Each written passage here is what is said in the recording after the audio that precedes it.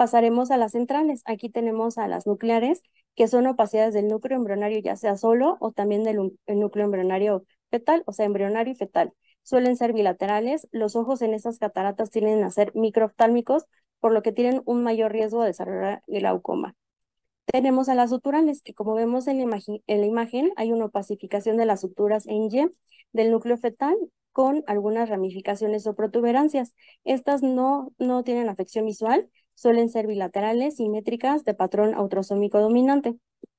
Tenemos también a las lamelares o zonulares, que estas son el tipo más común dentro de las cataratas congénitas, suelen ser bilaterales y simétricas. En algunos casos puede ocurrir como resultado de un efecto tóxico transitorio, el cual ocurre durante el desarrollo del cristalino embrionario. Y como vemos en la imagen, se encuentra una capa opacificada que rodea un centro más claro, y este centro claro también está rodeado de una corteza transparente con forma de configuración a un disco. Y dentro de las posteriores, en primer lugar tenemos al lenticono posterior, que es un encorvamiento localizado en la cara posterior del cristalino, siendo más común la localización posterior que anterior.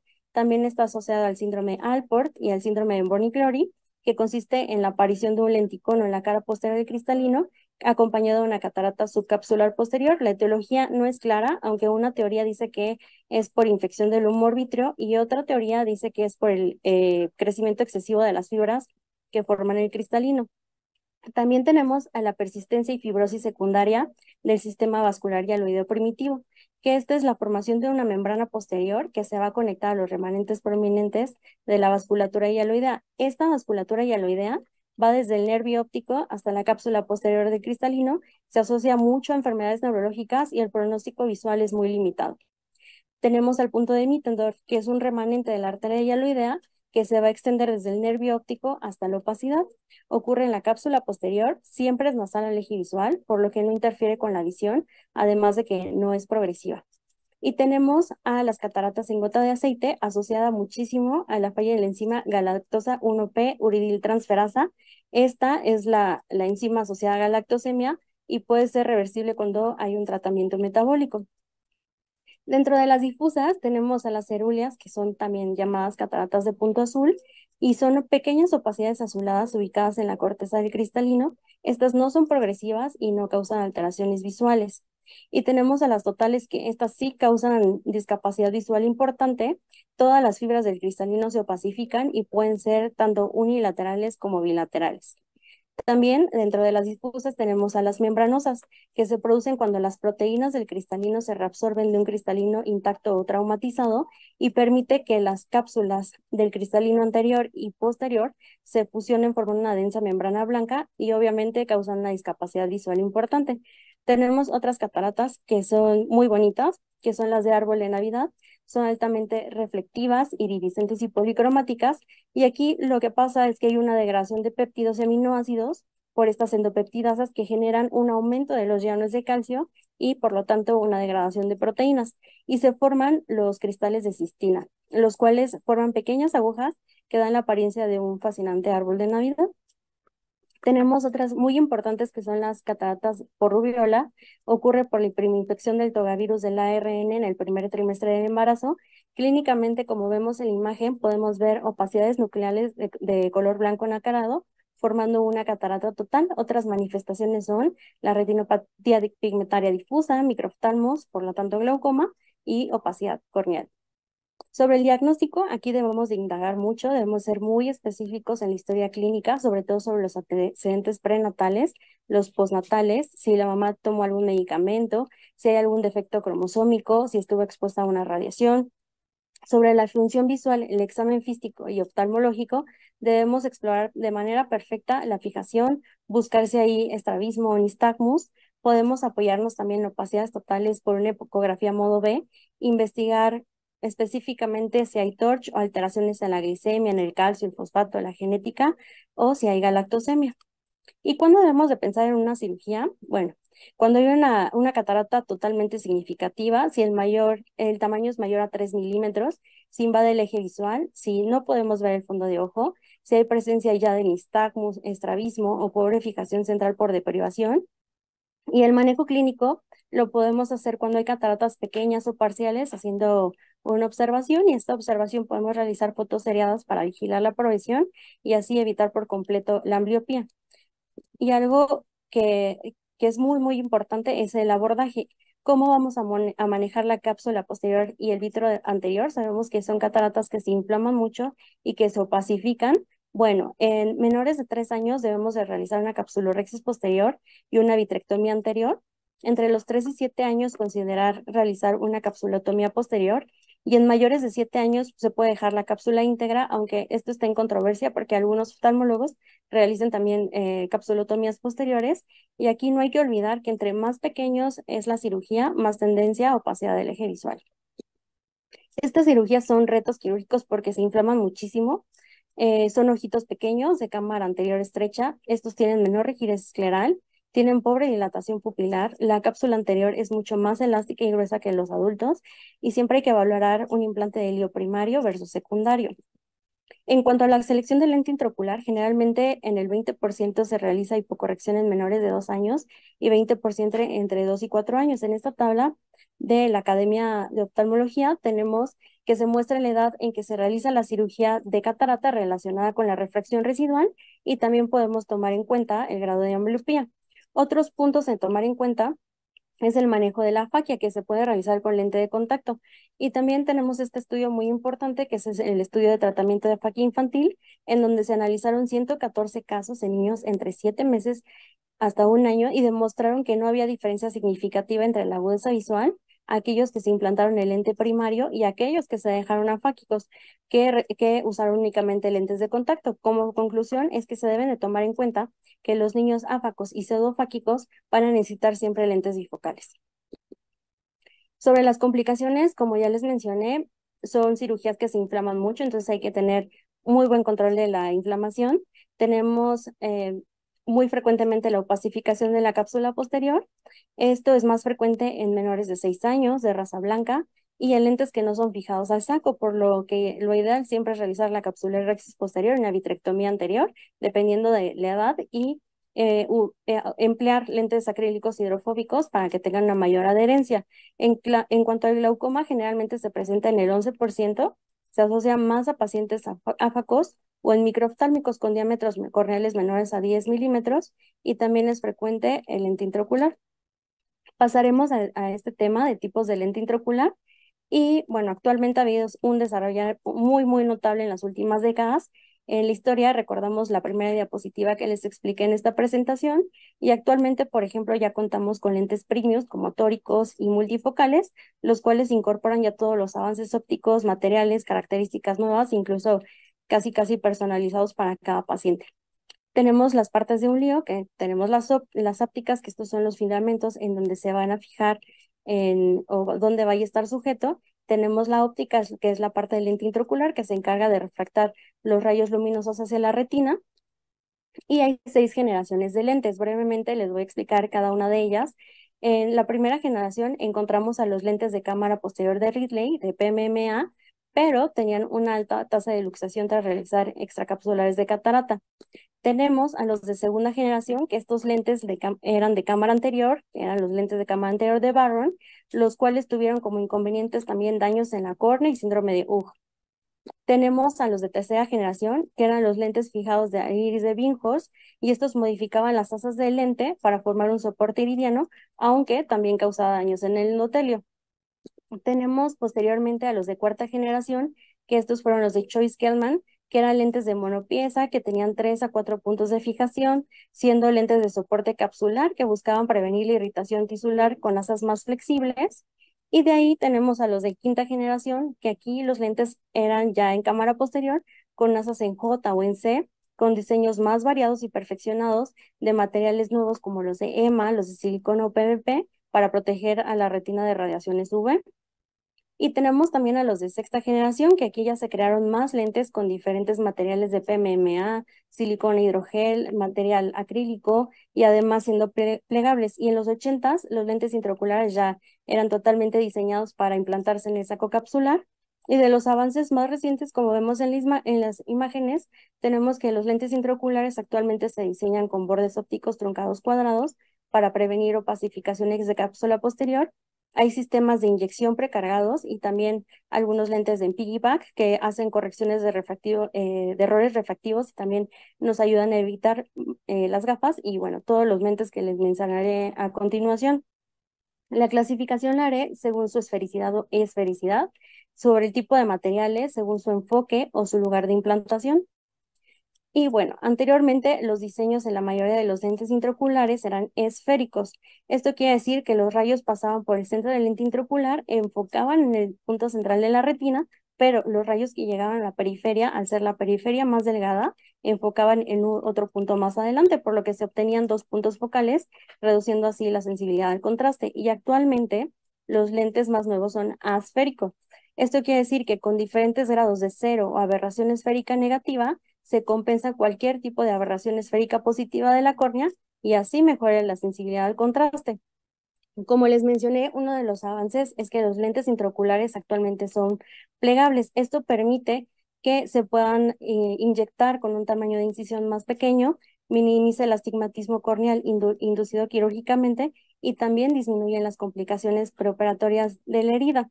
Estos lentes intraoculares inyectables, ya sean cargados manualmente o precargados por el fabricante, que esto reduce aún la exposición del lente, disminuyendo la contaminación de la superficie.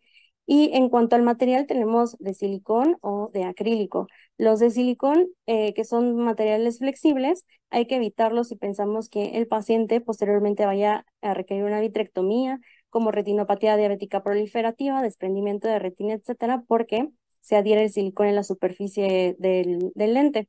Y los acrílicos hidrofóbicos tienen una naturaleza adherente que permite adosarse con firmeza al saco capsular y a la cápsula posterior. Tienen un gran contenido de agua, entonces las desventajas es que en ocasiones causan pequeñas vacuolas de agua en su superficie que pueden producir ciertos reflejos, aunque son mínimos. Ahora, según la clasificación, en cuanto al error refractivo, tenemos monofocales acomodativos, multifocales tóricos y lentes especiales para patologías oculares como la aniridia o traumatismos por falta de iris. Los monofocales son los más sencillos, poseen una superficie refractiva y es necesaria complementarlas con lentes ópticos. Los líos acomodativos, estos se mueven ligeramente dentro del saco capsular, simulando la acomodación del ojo mediante la contracción muscular del cuerpo ciliar gracias a estas pequeñas bisagras que poseen. Sobre las desventajas es que la acomodación disminuye su movimiento con el paso del tiempo, que también tienen roce de lente intraocular en la córnea y actualmente son poco utilizados ya que se ofrecen mejores resultados con los multifocales. Estos multifocales proporcionan una visión más clara a lo largo de diferentes distancias focales. Tienen una propiedad refractiva, es decir, que en su superficie anterior existen dos o más zonas concéntricas, como vemos en la imagen, que son en forma de radios o en forma de anillos concéntricos, y además tienen una propiedad difractiva, como vemos en la imagen 9.4, que es decir, que logran la visión de lejos, intermedia y cercana al dividir la luz en dos o más puntos focales. Los inconvenientes es que causan halos y deslumbramientos, pero también en muy poca medida. Sobre los líos tóricos, estos compensan el astigmatismo corneal preexistente.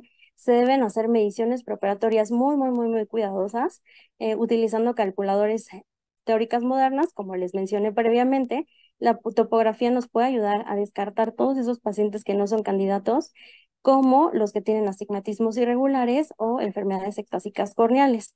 Y tenemos los lentes intraoculares de aniridia o pérdida parcial del iris, que estos son anillos imitando un iris o una pupila artificial que se implanta para ayudar a imitar la entrada de luz a la retina. Y aquí en la imagen les muestro cómo es que el doctor Zunino en Argentina también los ha llegado a implantar en queratoplastías penetrantes.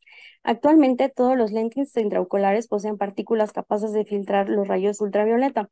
Algunos lentes intraoculares han introducido específicamente un filtro amarillo para filtrar las longitudes de onda corta que son perjudiciales para la retina. Tenemos también lentes intraoculares ajustables por la luz, que estos están hechos de un material muy fotosensible y cambian la forma y el poder en respuesta a la exposición de la luz ultravioleta. Y según el tipo de implantación, la tecnología de los lentes intraoculares ha avanzado tanto que puede tratarse la presbicia y el astigmatismo, reduciendo así totalmente la dependencia de gafas, por lo que les hablaré de los líos EDOF, que son los que faltan mencionar. Estos, que son los líos de profundidad de foco extendida, nos ayudan a corregir la presbicia, ya que tienen varios mecanismos de acción potenciales. También están disponibles en modelos tóricos. Aquí, en lugar de fijar los dos puntos focales distintos, los DIO-CEDOF crean un rango focal alargado. Aquí proporcionan un rango de visión desde lejos hasta intermedio, con un bajo nivel de disfotopsias como deslumbramiento y halos. Y tenemos a los trifocales también que corrigen la distancia corta, intermedia y larga, presentando dos focos claramente diferenciados en la curva de desenfoque y una adición intermedia que otorga una elevación de la de la curva de desenfoque de esta región, y se incluyen también las adiciones en plano de lente reportadas por los fabricantes para la visión próxima y para la visión intermedia. Sobre los lentes intraoculares de cámara anterior, tenemos estos que son los de fijación angular, que nos sirven para corregir la miopía en pacientes fáquicos. Consisten en una óptica y ápticas de material acrílico flexible. Tenemos también los de sujeción iridiana, que aquí las ápticas tienen un dispositivo de anclaje que a modo de pinza queda sujeto a la mitad del iris en terminaciones que se sitúan en el ángulo de cámara anterior. Tienen la material de la óptica es de silicona flexible y bueno, ya les mencioné que se corrige la miopía y astigmatismo. Tenemos los ICL que corrigen altas ametropías como las esféricas y cilíndricas. Estas son plegables y se pueden insertar a través de incisiones de 3 milímetros implantados en el surco ciliar.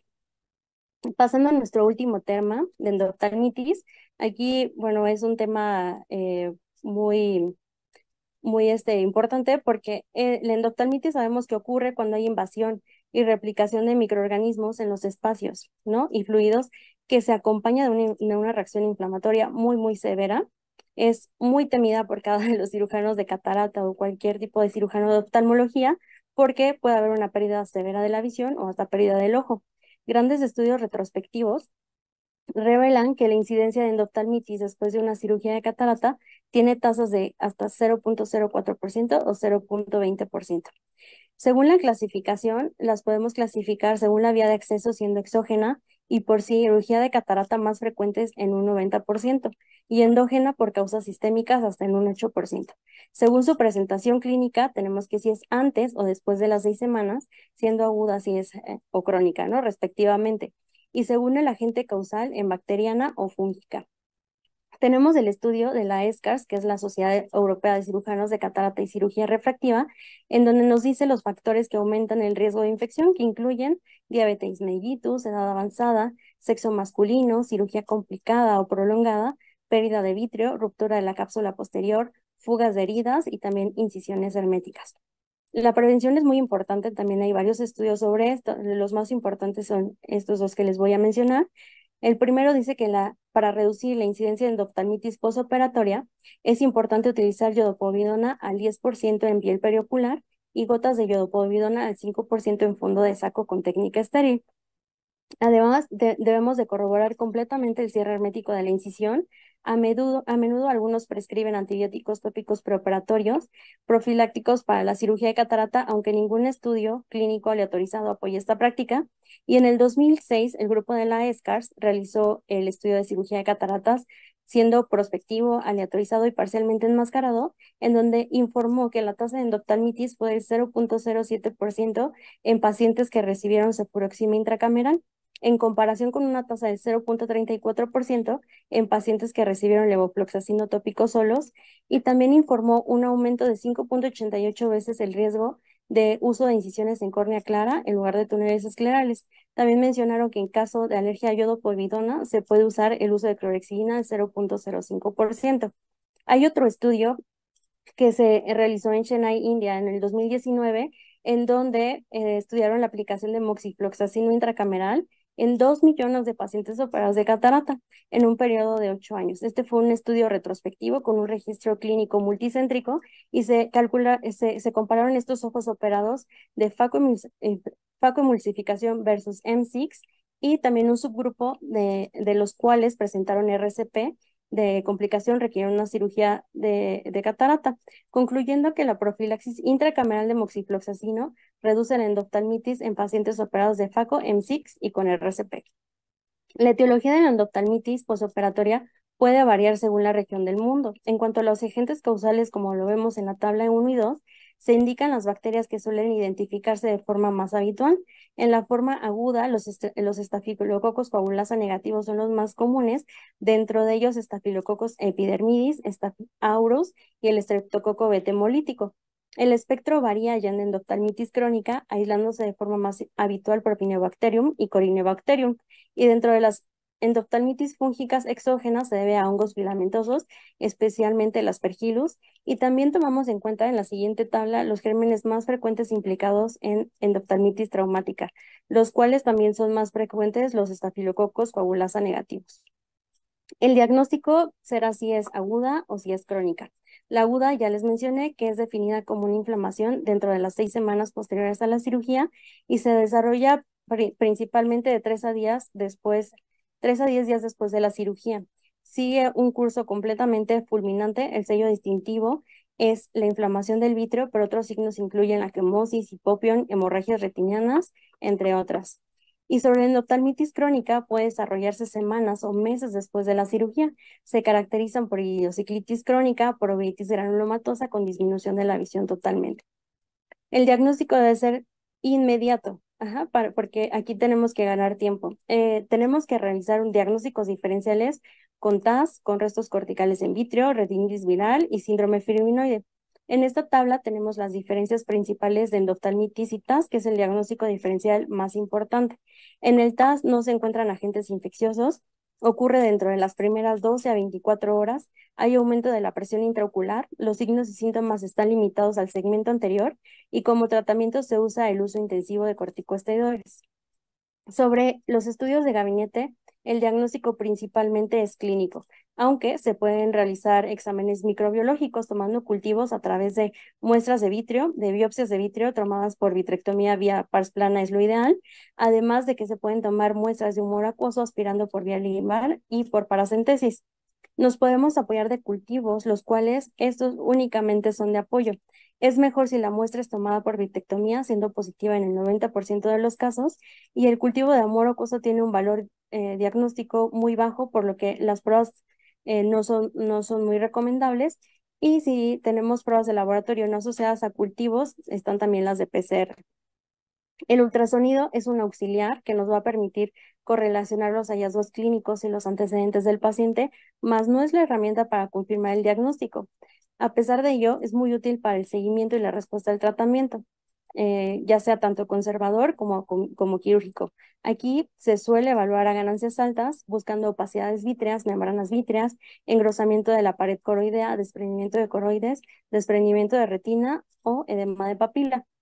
Sobre el tratamiento, nos vamos un poquito atrás a la publicación de 1995 del estudio de vitrectomía de endoftalmitis, o sea, el EBS, que recomendó la vitrectomía únicamente en pacientes con percepción de luz.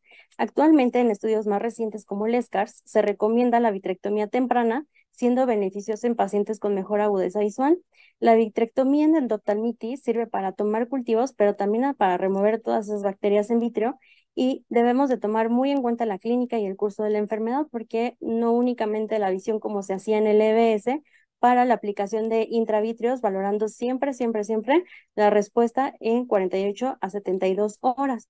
Posteriormente al ESCAR se realizó y al EBS se realizó este estudio, que es el CEBE, que complementa, como su nombre lo dice, al EBS, el cual se realizó en Alabama, en pacientes tratados por endoftalmitis entre el 2007 y 2017, y se demostró que hoy en día la vitrectomía ha tenido muchos avances, como que tiene incisiones más pequeñas, de menor calibre, sin suturas, empleando una control más adecuada de la succión y con más precisión, tasas de corte actualmente ultra rápidas de hasta 10.000 cortes por minuto, en comparación con las 600 cortes por minuto disponibles en la era del EBS, mejorando significativamente la seguridad y la eficiencia de la cirugía. Y se aconsejó que en los pacientes que estén en PL se realice inmediatamente una vitrectomía. En pacientes que tengan movimiento de manos o mejor agudeza visual, valorar la aplicación de intravitreos y o vitrectomía. En pacientes con cambios en el fondo de ojo como la purulencia, en superficie retiniana, vasculitis, hemorragias retinianas, realizar vitrectomía y en casos tempranos de endoftalmitis aguda, aplicación de intravitreos y cultivos por aspiración de aguja de vitrio o bien de cámara anterior. Como tratamiento inicial, ellos en el 100% de los pacientes les dieron vancomicina En el 95% les dieron ceftazidima y en el 31% les dieron dexametasona, solo un paciente con amikacina. Y al final de la vitrectomía, el 18% de los ojos recibió 0,75 miligramos de activador tisular plasminógeno, esto para evitar la fibrinólisis y eliminar completamente el hipopión macular. En la mayoría de los casos se administró moxifloxacino o vancomicina sistémica para lograr niveles protectores en la retina y el tejido uveal contra las bacterias gram positivas. Y con esto terminamos los temas y si gustan podemos pasar al análisis de preguntas. Excelente, excelente, Priscila, muchas gracias. En el chat están felicitándolas por las excelentes ponencias y la cantidad de información que están dando. Bueno, vamos a las preguntas, Rosana, por Muy favor. bien, vamos al caso 1. El primer caso es un femenino de 50 años, médico de profesión, con visión borrosa en el ojo derecho. Es miope de 3,5 dioptrías en ambos ojos. La agudeza visual en el ojo derecho es de 20/200 y en el ojo izquierdo es de 20/60. Tiene una catarata nuclear y cortical. Y el ojo izquierdo con un cristalino transparente. Perdón, fue el ojo derecho, la catarata nuclear y cortical. No refiere traumatismos oculares previos ni uso de colirios. Se decide realizar FACO más lío del ojo derecho. Pregunta. ¿Cuáles son los factores a tomar en cuenta para tomar el cálculo de lente intraocular? 1, la longitud axial, queratometrías y profundidad de cámara anterior. B, las queratometrías. C, longitud axial. O D, agudeza visual y profundidad de cámara anterior. Vamos a ver si empiezan a contestar. Todavía están poniendo excelentes ponencias. Te están poniendo A. Todo el mundo te está poniendo A. Sí, exactamente, longitud axial, queratometrías y profundidad de cámara anterior. Excelente, te pusieron muy buena atención. Muy bien. La segunda pregunta es, ¿cuál es la longitud axial normal promedio? A, 20,2 milímetros, B, 23,6 milímetros, C, 25 milímetros o D, 18 milímetros. Vamos a ver qué nos contestan rápidamente. Empiezan a poner B, prácticamente todos. Qué bueno que quedó muy claro, exactamente, 23,6 milímetros. Excelente. Pasamos a la siguiente. ¿Cuáles son las fórmulas para cálculo de lente de tercera generación? A, Haggis, Holaday 2 y Olsen. B, Holaday 1, Hopper Q y SRKT. C, SRK 2 o D, Binghorst y Hopper. Ok, vamos a ver qué nos empiezan a contestar. Y ponen muchas veces. Sí, exactamente, sí, pusieron atención. Excelente, son muy buenos alumnos. Tenemos a los mejores asistentes. Ok. La siguiente pregunta. ¿Qué fórmula no se recomienda usar en pacientes miopes? A, SRKT, B, Haggis, C, Hopper Q o D, Holaday 1. Vamos a esperar un poquitín. Y empezamos a ver qué responden.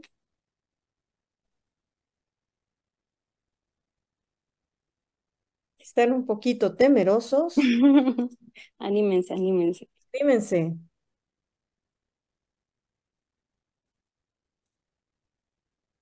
Y empiezan a poner B. Alguien puso una A. La mayoría pone B. Y hay otra A. Ok. Bueno, la fórmula de Hopper Q no se recomienda en pacientes según el consenso de Weinstock y se podría recomendar en estos pacientes miopes, ya sea Barreto Universal, SRKT y Haggis. Ok, entonces fíjense cómo aquí era la C, chicos, ¿eh? Ahora ya lo saben, por si alguien se los pregunta. Vamos por el caso 2. Es masculino de 8 meses, traída por su madre, quien refiere observar un reflejo blanquecino en ambos ojos desde el nacimiento. En ambos ojos el cristalino tiene una opacidad total, ausencia del reflejo rojo, fondo de ojo no valorable. 8 meses. La pregunta sería, ¿qué enzima es la que probablemente esté defectuosa en un paciente con catarata congénita con galactosemia? A, galactoquinasa, B, galactosa 1P uridiltransferasa, C, galactosa 6 sulfatasa o D, UDP, galactosa 4 epimerasa. Ok, Esa se mencionó muy claramente en la presentación. vamos a ver qué nos empiezan a contestar. Y empiezan a poner todos la C. Hay una B, hay otra B. Ya se Están nos entre B y C. Están dudando. Ya me adelanté, ya les puse la respuesta. Es Es la B. galactosa 1P uridiltransferasa. También se reportan la galactoquinasa o la galactosa 4 epimerasa, pero es mucho más frecuente la B. Ok, galactosa 1P uridiltransferasa. Acuérdense, chicos, ¿eh? Esta pregunta sí está un poco difícil. Las cataratas congénitas y glaucoma, o sea, catarata congénita con glaucoma, puede ocurrir en las siguientes patologías, excepto A, síndrome de Hallermann-Streiff, B, síndrome de Alport, C, rubiola o D, síndrome de Loeys. Ok, vamos a ver qué nos empiezan a contestar. Están pensando, fíjate, se toman tiempo, empiezan a pensar y empiezan a contestarte B y C, B, Ok, B, ajá, B, otras, mucha B. ok, sí, También están entre la B y la C, síndrome de sí, Alport. sí es el síndrome de Alport. Aquí, de manera de repaso rapidísimo, el síndrome de Hallermann se caracteriza por estas facies, que tiene facies de pájaro, mandíbula hipoplásica, nariz en forma de pico, y se caracterizan oftalmológicamente por catarata congénita y también glaucoma. Ajá, entonces esa no sería. La siguiente, rubiola, estos son niñitos que presentan cataratas y glaucoma infantil, además de retinopatía pigmentaria, perdón, en manchas de sal y pimienta, entonces esta tampoco sería la respuesta. El síndrome de Loeys, que está con ligada a la herencia, herencia recesiva ligada a X, presenta repercusión a nivel del sistema nervioso central y oftálmico asociado con cataratas y glaucoma, entonces tampoco sería, y efectivamente sería el síndrome Alport, porque estas que están Todavía asociadas, sigo poniendo la A, la respuesta es la B. sí, la respuesta es la B. Aquí se asocian más agujeros maculares, el síndrome Alport, que a catarata y a glaucoma. ¿Ok? Muy bien. Ok, quirúrgicamente, ¿cómo se maneja la cápsula posterior y el vitro de cirugía de catarata congénita en este paciente? Con capsulotomía posterior y vitrectomía anterior. B, capsulotomía posterior.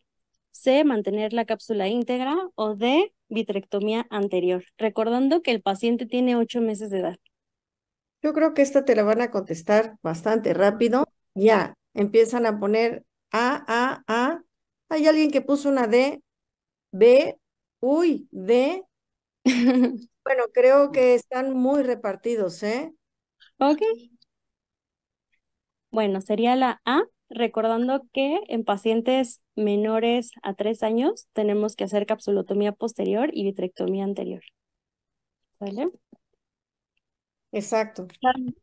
La siguiente pregunta, ¿son características de catarata congénita bilateral excepto A, autosómica dominante, B, requieren de estudios metabólicos, C, se requiere estudiar diabetes, galactosemia y síndrome de Loeys, o D, generalmente no son metabólicas o genéticas? Vamos a ver qué nos empiezan a contestar.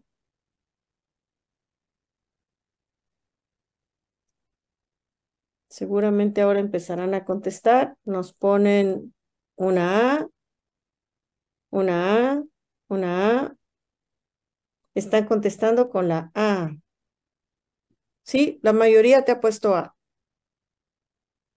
Sí, son autosómicas dominantes, pero aquí dice excepto no son metabólicas o genéticas, porque sí también suelen ser metabólicas y genéticas, considerando diabetes, galactosemia, síndrome de Lowe, y todos van a requerir tratamiento metabólico a la edad menor de 3 meses o en cuanto se diagnostique. Ok. Ok, pasaríamos al caso 3. Caso 3 es femenino de 76 años con disminución progresiva de la visión de ambos ojos de 1 año de evolución. La capacidad visual del ojo derecho es de 20/100 y del ojo izquierdo es de 20/200. La presión de ambos ojos es de 18 milímetros de mercurio. En el ojo izquierdo, la cámara anterior, grado 3 central y 2 periférica. Catarata córtico-nuclear 2 cruces y subcapsular posterior 2 cruces. La primera pregunta, el ángulo camerular A probablemente estará abierto, B probablemente estará cerrado, C estará siempre vascularizado por la edad o D estará solvado por proteínas de exfoliación. A ver, vamos a esperar un poquito y empezamos a ver qué nos contestan.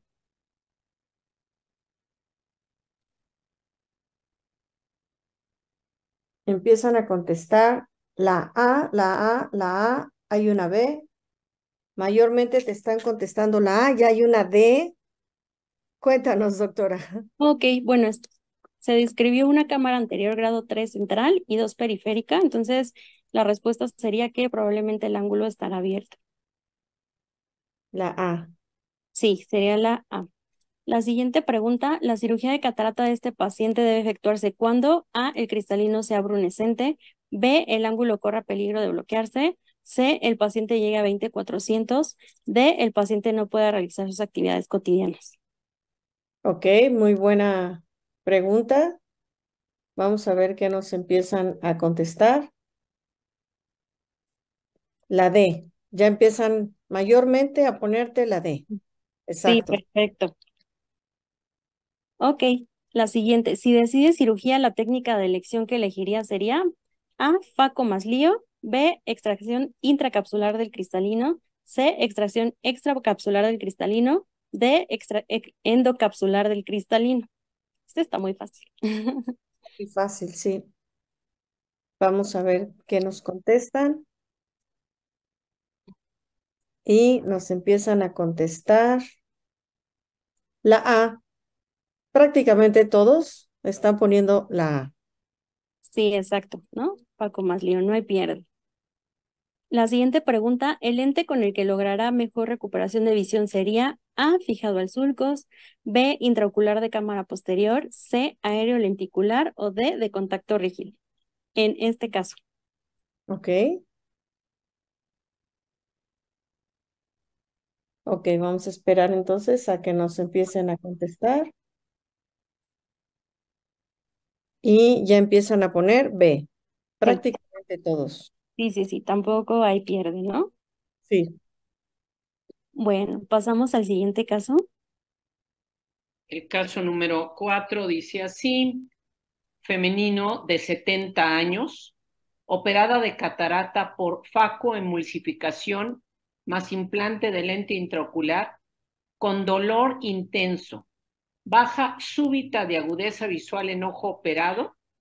El ojo derecho tiene secreción amarillenta en fondo de saco, hiperemia conjuntival, inyección ciliar, hipopión casi total.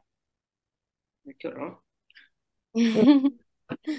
La primera pregunta, de los siguientes, ¿cuál sería el microorganismo que más causa endoftalmitis posterior a una cirugía de catarata? A, Streptococcus pneumoniae, B, Haemophilus influenza, C, Staphylococcus aureus o D, Staphylococcus epidermidis.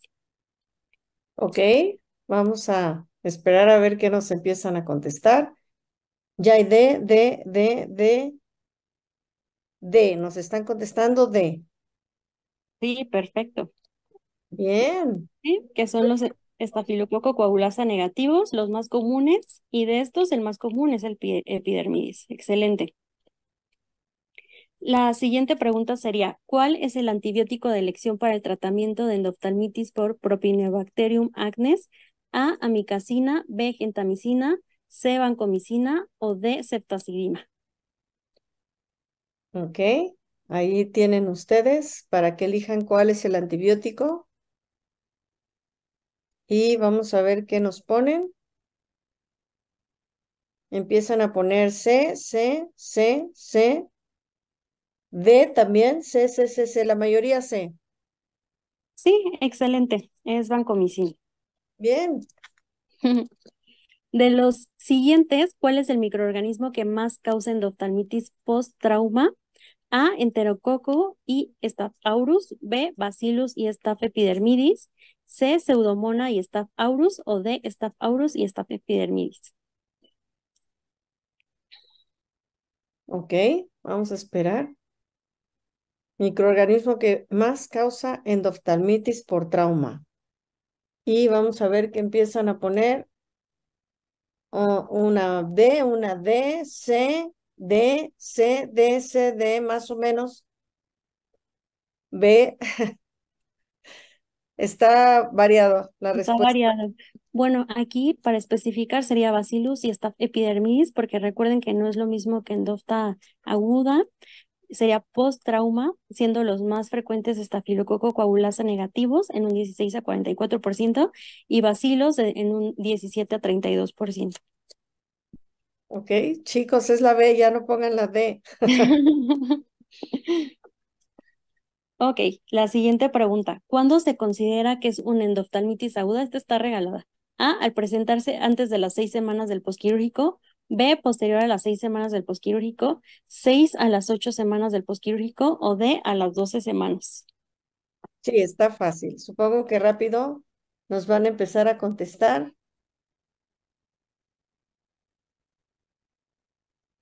Ya, listo, empiezan a ponerla. Perfecto. Listo. Aquí sí se pusieron de acuerdo. Exactamente, a las 6 semanas posquirúrgico. Y bueno, eso sería todo. Muchísimas gracias nuevamente a la doctora Silvia Moguel y a la doctora Rosana Vidal, a todo el comité. Y muchísimas gracias a todos también por su asistencia. Aquí estoy para servirles. Un gran repaso sobre lentes intraoculares, sobre endoftalmitis, sobre muchísima información y creo que eso genera que luego tengan que analizarlo para aprendérselo, para recordarlo, pero ha sido una presentación excelente. Priscila, Muchas bienvenida gracias. a este grupo de trabajo. Eh, Gracias, muchas gracias. Obviamente, gente como tú impulsa, anima, liderea y vamos a tener a Priscila con los R3 también, Así es. Sí, todos unidos en Máxima R3. Pues pues, chicos, gracias Priscila, muchas gracias a Sandy. Hoy hemos terminado otra vez 2 bloques de altas especialidades excelentes. Los veo a todos allí poniendo muchas felicitaciones. Wow, qué aprendizaje, me han gustado mucho, eso están poniendo. Enhorabuena por tan buenas ponentes, qué bien, excelentes trabajos. Bueno, yo sé que les estamos robando el tiempo a nuestros ponentes, ellas muy preparadas. Además han hablado justo, conciso, lo que es más importante, lo que es más útil, lo que les puede a ustedes actualizar de un solo golpe toda la academia. Es para ustedes, les estamos robando su tiempo, yo lo sé, pero es una muy buena inversión y estaremos toda esta semana continuando con los trabajos de máxima para todos, máximos ponentes, máxima academia, máximo repaso. Gracias, Rosana. Gracias a los organizadores. Recuerden que mañana tendremos los siguientes temas. Miércoles tenemos uveitis y máxima en visión baja. Máxima en uveitis será dado por la doctora Stephanie Borduin y máxima en visión baja por la doctora Vanessa Bosch. Estén muy listos porque ya saben que ellas también tienen preparadas preguntas súper útiles para que ustedes puedan retarse y saber cómo contestarían rápido para estar muy alertas, muy expertos y más adiestrados también a la práctica de las preguntas oftalmológicas. Bueno, siguen poniendo muchas felicitaciones. Gracias, Jesús, por las palabras. Es un esfuerzo que hacemos todos con muchísimo gusto. Y respecto a que podamos hacer la grabación on demand, todavía estamos en evaluar eso, pero les pedimos que mejor ante las decisiones posteriores, mejor no se pierdan esta semana, porque es mejor estar, gracias Sandra, máximo, puse muy bien, estar en contacto, todos unidos. Gracias a todos por haberse registrado. Nos vemos perfectamente en punto, son las 8:59 para que ya puedan cenar. Nos vemos mañana de 7 a 9 con máxima de uveitis y máxima en visión baja. Dos temas súper importantes que les van a encantar. Saben que las ponentes son de lujo. Gracias esta noche a Sandy Dixon nuevamente y a Priscila Cruz. Encantada por sus trabajos y gracias a todos ustedes, gracias a Samenis, gracias a la directiva de la Sociedad Mexicana de Oftalmología, al comité organizador y a todos los ponentes y por supuesto gracias a ustedes por hacerlo posible. Gracias a todos, Sociedad Mexicana de Oftalmología contigo. Bye bye.